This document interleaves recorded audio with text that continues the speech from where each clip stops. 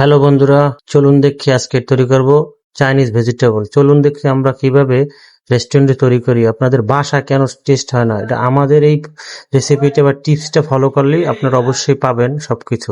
প্রথমে আমি পেঁপে স্লাইস করে কেটে নিলাম, তারপর গাজর স্লাইস করে কেটে নিয়েছি। এখন আমি বটবডি কেটে নেব পরিমাণ মতন। একটি অনেস্টি থ্রি ভেজিটেবল, এটি আমি তৈরি করে দেখাবো।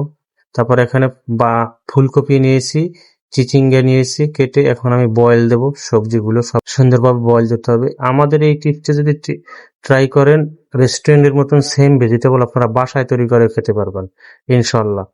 এখন আমি সবজিগুলো এক এক করে সব বয়েল দিয়ে নিচ্ছি। এখন আমার বয়েল শেষ। মাশরুম দিলাম, ক্যাপসিকাম, কাঁচামরিচ। এখানে আপনারা পেঁয়াজ ব্যবহার করতে পারবেন, আমি পেঁয়াজটা ব্যবহার করি না। এখন একটা কড়াইতে তেল নিয়ে গার্লিক সতে করে নিচ্ছি এবং মূল ভেজিটেবল গুলো দিয়ে দিচ্ছি পরিমাণ মতন। এখন আমি বাঁধাকপি দেবো পরিমাণ মতন। তারপরে আমি পানি দিয়ে দেবো, গরম পানি ব্যবহার করবেন, তাহলে খাবারগুলো স্বাদ হবে। সবসময় ওয়েস্টার সস দিলাম। তারপরে আমি লবণ, চিনি সামান্য পরিমাণ চিনি দিলাম, সাদা। এখন দেবো চিকেন পাউডার। এখন সয়া সস দেবো, অরিজিনাল সয়া সস গুলো দিবেন। এখন দেবো আমি বাটার। এখন এর দিয়ে আমি উঠিয়ে ফেলবো ভেজিটেবলটা। চাইনিজ পাতা এবং পেঁয়াজ পাতা দিয়ে নিলাম কালারের জন্য। গার্লিক ভেজে নিয়েছিলাম আগে, ওই গার্লিক ভাজাটা দিয়ে দিলাম। হয়ে গেছে আমার চাইনিজ মিক্স ভেজিটেবল। এই ভেজিটেবলটা আপনারা রাইসের সাথে বা যে কোনো খাবারের সাথে খেতে পারেন। আমরা শুধু সেট মেনুতে এভাবে দিয়ে থাকি।